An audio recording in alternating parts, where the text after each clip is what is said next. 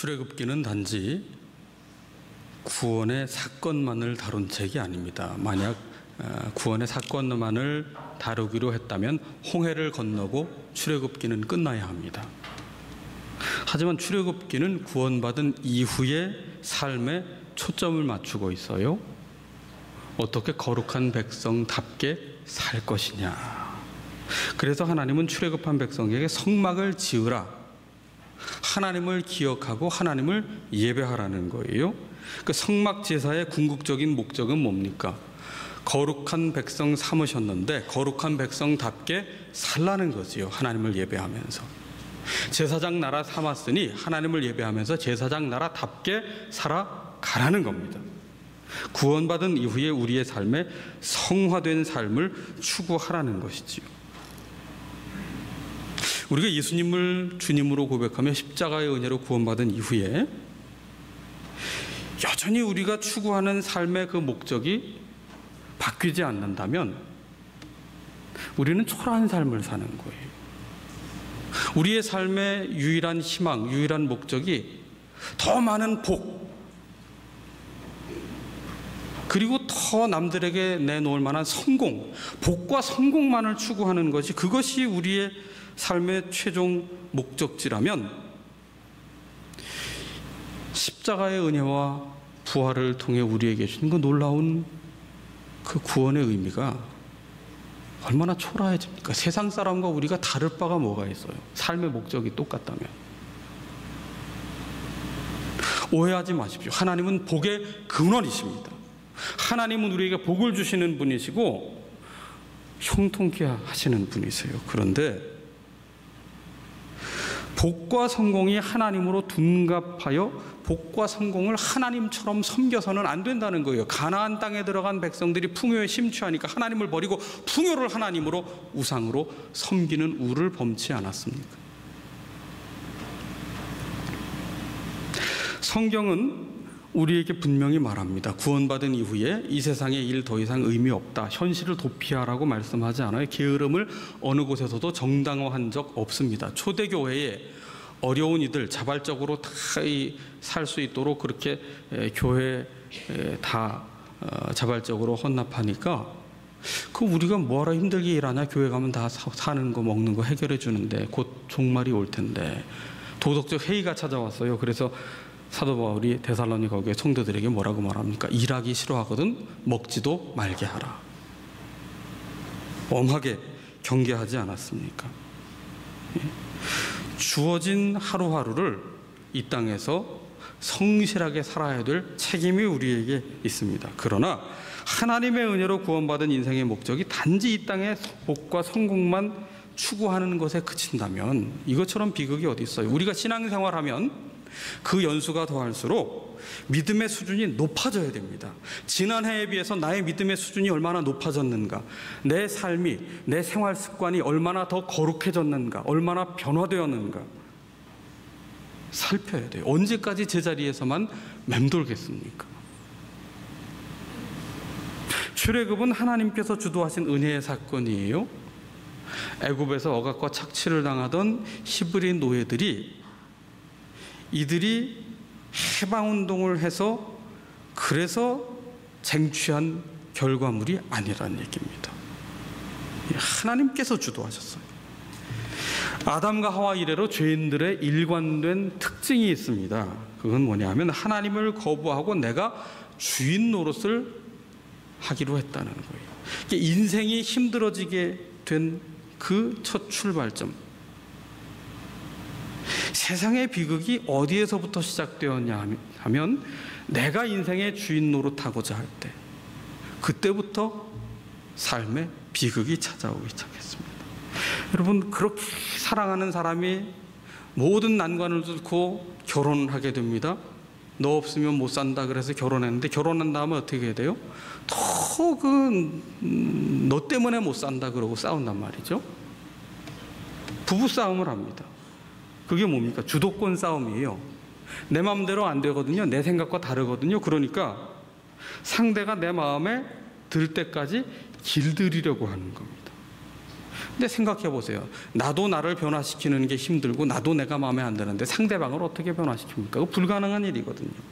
그럼에도 남편은 아내의 머리 꼭대기 위에 올라서려고 하고 아내는 남편 머리 위에 올라서려고 합니다. 그럴수록 어떻게 됩니까? 갈등만 쌓이고 쓴뿌리와 미움만 더 커질 뿐이지요.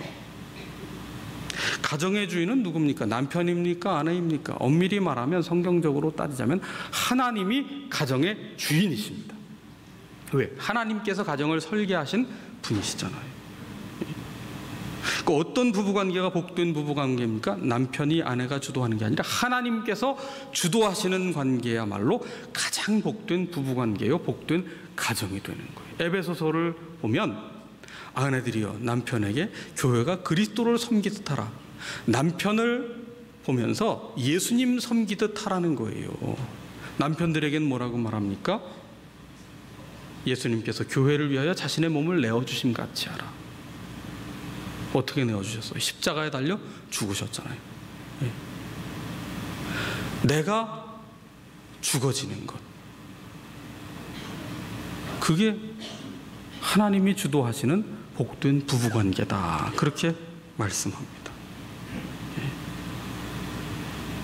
우리는 자녀 양육도 부모가 주도하려고 합니다. 자녀의 성장을 도와준다면서 자녀가 선택할 기회, 생각할 시간, 성숙해지는 과정에서 겪어야 될 그 고통을 기다려주지 못해요. 내가 원하는 방식으로 주도하려고 합니다. 그래야 뒤처지지 않고 앞서간다고 생각해요. 근데 진정 자녀를 돕는 길은 무엇일까요? 자녀가 문제를 푸는데 힘들어해요. 숙제를 하는데 어려워해요. 익숙지 않잖아요. 사실 숙제 마칠 때까지 그걸 옆에서 보면서 참고 기다리느니 내가 팔 걷어붙이고 하는 게 훨씬 속편합니다.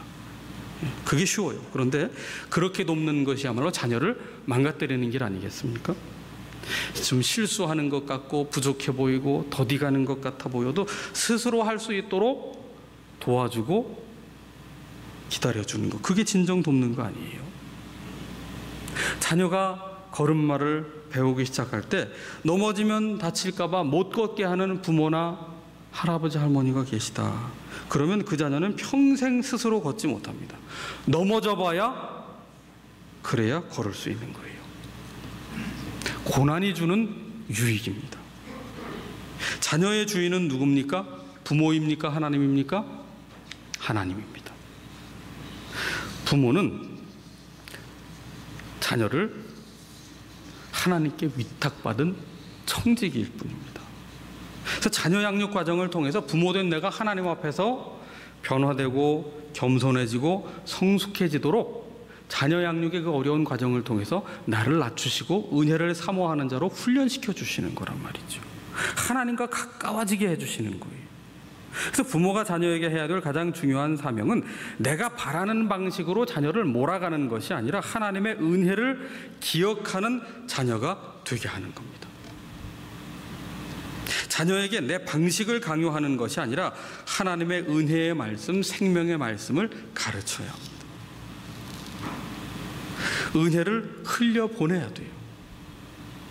내 삶 속에 내가 누리고 있는 그 은혜와 기쁨을 자녀에게 보여줄 수 있어야 된단 말이죠.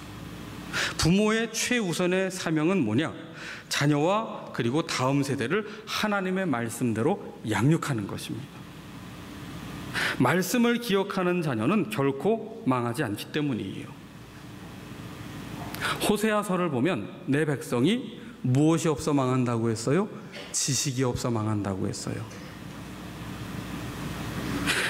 하나님을 아는 지식이 없어서 망한다고 했습니다. 여러분, 세상 지식이 없어서 망하는 법 없습니다. 망하지 않아요. 세상에서 실패했기 때문에 망하는 법 없습니다. 오히려 하나님을 모르는 사람이 성공하게 되면 그가 성공한 것 때문에 교만해져서 인생 망하게 됩니다. 하나님을 모르는 사람이 실패하게 되면 실패가 인생의 끝인 줄 알고 망하게 됩니다. 그래서 성경은 말하지요. 마땅히 행할 길을 가르쳐라. 그리하면 늙어도 그것을 떠나지 않을 것이다. 신명기 6장 말씀, 마음과 뜻과 힘을 다하여 하나님을 사랑하라. 그리고 자녀들에게 부지런히 가르쳐라. 부지런히 가르쳐라. 우리는 자녀들에게 무엇을 부지런히 가르칩니까? 세상에서 뒤처질까 봐 세상 가치관은 얼마나 열심히 가르칩니까? 누가 가르치라고 하지 않아도 그냥 빚을 져서라도 세상 가치관을 자녀들에게 열심히 가르치는데, 가장 중요한 말씀이 우리에게 강조하는 것은 뭐냐 하면 자녀들에게 말씀을 가르쳐라. 우리가 예수 믿어 구원받았다는 것은 죽음에서 생명으로 옮겨져 천국 백성 되었다는 거예요. 예수님을 주님으로 고백하는 삶은 인생의 주인이 바뀐 것을 의미합니다. 우리가 로마서 말씀을 매일 성경에서 묵상하고 있잖아요. 로마서 5장 21절에 보면 죄가 사망 안에서 왕노릇하던 삶에서 이제는 누가 왕노릇해요? 은혜가 왕노릇하는 삶이 되어서 영생을 얻은 자가 되었다. 예수님을 믿는다는 것은 주인이 바뀐 거예요. 주인이 바뀐 겁니다. 하나님께서 이걸 깨닫게 하시려고 출애굽한 백성들을 광야로 모신 겁니다. 하나님께서 우리 인생을 고생시키고자 광야로 보내신 게 아니에요. 복음이 뭡니까? 복음은 우리를 죄에서 자유케 하고 평강을 주는 기쁜 소식입니다. 구원의 소식입니다. 복음은 우리를 힘들게 하는 걸림돌이 아니에요. 멍해가 아닙니다. 그런데 왜 하나님께서 우리를 광야로 보내십니까? 광야는 내가 통제할 수 있는 곳이 아니에요. 내 능력으로 아무것도 할 수 없는 곳, 내 힘으로 아무것도 못하는, 내가 가지고 있는 것이 전혀 통하지 않는 곳입니다. 오직 하나님을 의지해야만 살 수 있는 곳이에요. 광야에서는 하나님의 주권을 인정해야만 살 수 있습니다. 내가 주인 노릇에서는 죽습니다. 그래서 광야는 불신앙의 체질을 신앙의 체질로 바꾸어주는 훈련소예요. 내가 지금까지 주인 노릇을 했거든요. 이제는 하나님을 주인으로 모시는 삶으로 체질을 바꿔주시는 곳이 바로 광야입니다. 하나님은 내 인생을 내가 통제하겠다는 이 오만과 착각을 내려놓도록 우리를 훈련시켜 주세요. 출애굽의 결정적인 사건이 뭡니까? 유월절이잖아요. 유월절 흠없는 어린 양의 피, 이것은 신약에 오면 대제사장 되신 예수 그리스도께서 우리를 위하여 흘리신 대속의 피란 말이죠. 이 어린 양을 잡아서 그 피를 문설주와 인방에 바르라. 어린 양 얼마나 귀엽고 그 털이 얼마나 부드럽고 하얗습니까? 아니 왜 잔인하게 어린 양을 잡아서 피를 바릅니까? 어떻게 그렇게 맛없는 무교병과 또 쓴 나무를 먹습니까? 하나님의 놀라운 구원의 그 은혜의 명령 앞에서도 우리는 여전히 내가 하고 싶은 것, 내가 먹고 싶은 것만 찾고 고집을 부립니다. 다 내가 주인된 삶의 모습이에요.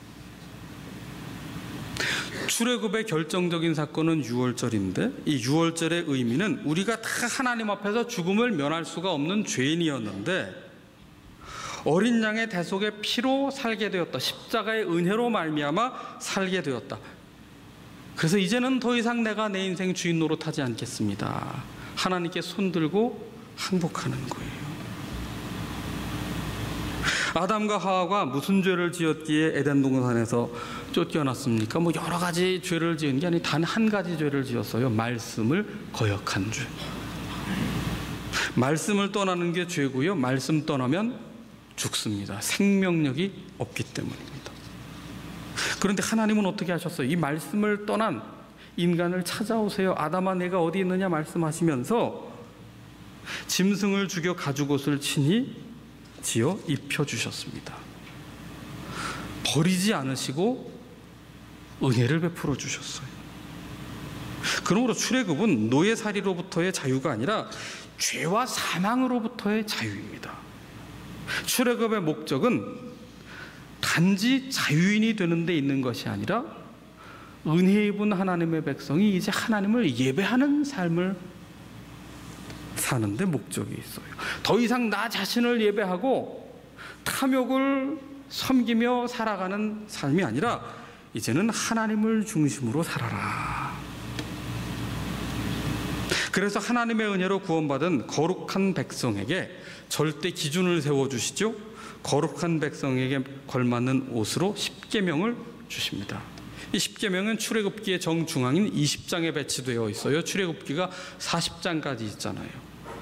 그 말씀이 중심이 되게 하라는 거예요. 말씀이 삶의 기준이 되게 하라는 겁니다.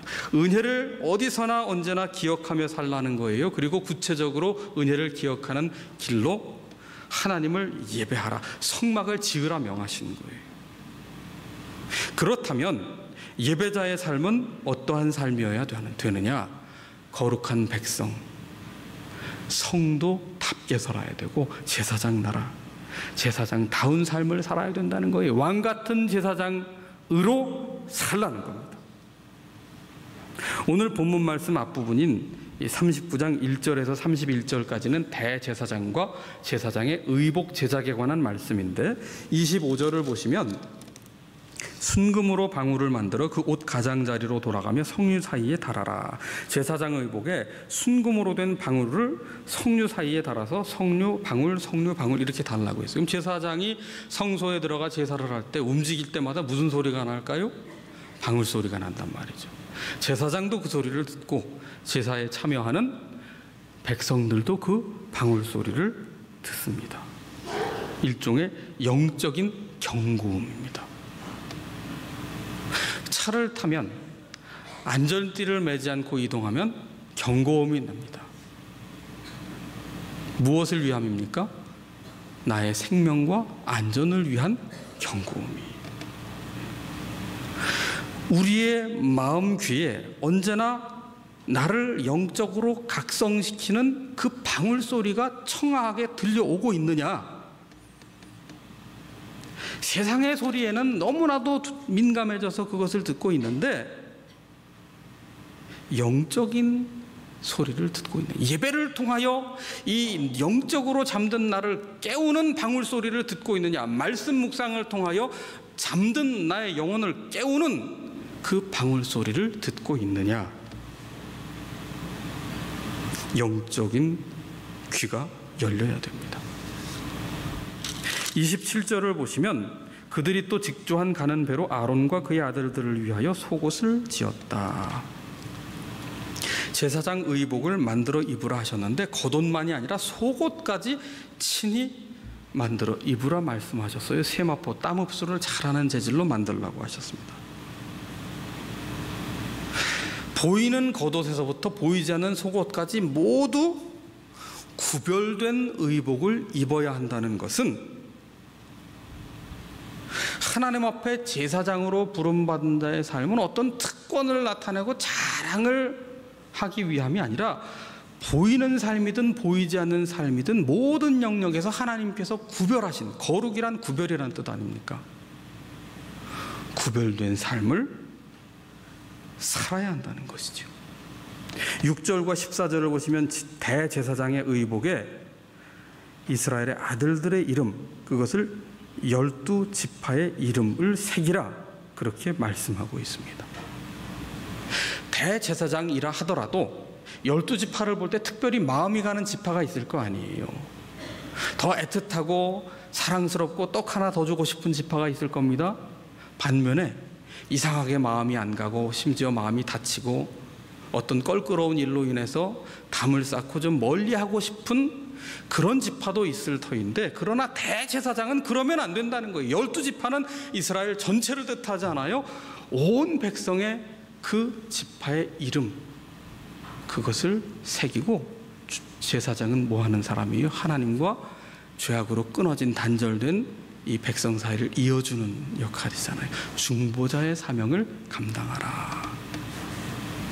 여러분, 선거 때 내가 투표한 후보자가 당선이 되는 경우도 있고 낙선이 되는 경우도 있어요. 그러나 제사장으로 살아가야 될 사명을 가진 우리는 대통령이 누가 되었든 국회의원이 누가 되었든 그를 위하여 기도해야 될 사명이 있어요. 왜? 그의 정치 노선이 어떻고 정책이 어떻건 간에 그를 통해서 하나님께서 하나님의 공의와 사랑을 이루어 주시도록, 이 역사 속에 하나님의 뜻을 펼치도록 기도해야 될 사명이 제사장된 우리에게 있기 때문입니다. 그래서 세상 사람들이 모여서 정치에 대해서 이야기할 때 우리는 반드시 그 끝에 뭐가 있어야 되느냐? 그를 위해 기도하는 하나님의 마음을 품은 제사장이 되어야 한다는 거예요. 대한민국을 헬조선이라고 아무리 얘기해도 우리는 하나님께서 사랑하신 복 주신 대한민국을 위하여 기도해야 될 제사장의 그 거룩하고 막중한 사명이 우리에게 있다는 거예요. 저 북녘 땅 학대받는, 인권이 유린당하는 저 북녘 땅의 동포들을 위하여, 지하구의 성도들을 위하여, 저 중국과 동남아 땅을 떠도는 꽃제비들과 탈북자들을 위하여 하나님의 마음을 품고 기도해야 될 책임이 우리에게 있다는 겁니다. 영암교회를 위하여, 한국교회를 위하여 기도할 사명이 있다는 거예요. 세상 모두가 교회를, 성도를 판단할 때 제사장은 어떻게 해야 돼요? 주님께서 피로 값주시고 사신 교회, 하나님의 눈물이 담긴 교회예요. 내 몸을 내가 공격하는 거, 그거는 정상이 아니에요. 자가면역 질환이라고. 자가면역 질환. 제사장은 어떤 사람입니까? 주님의 몸된 교회를 위해서 기도하는 사람이에요. 나를 아프게 한 성도를 위해서도 기도하는 사람이에요. 부족한 지도자를 위해서도 기도하는 사람이에요.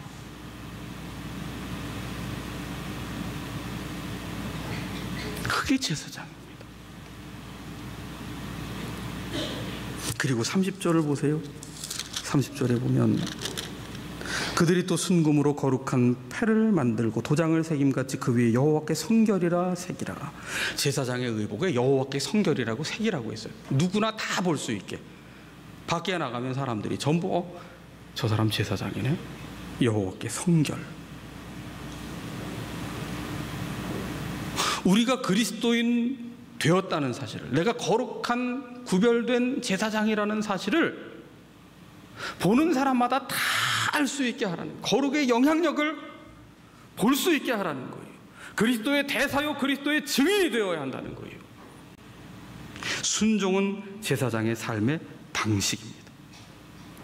이제 곧 명절이 다가와요. 일주일이 지나면 명절이 되면 그리운 일가 친척들을 만납니다.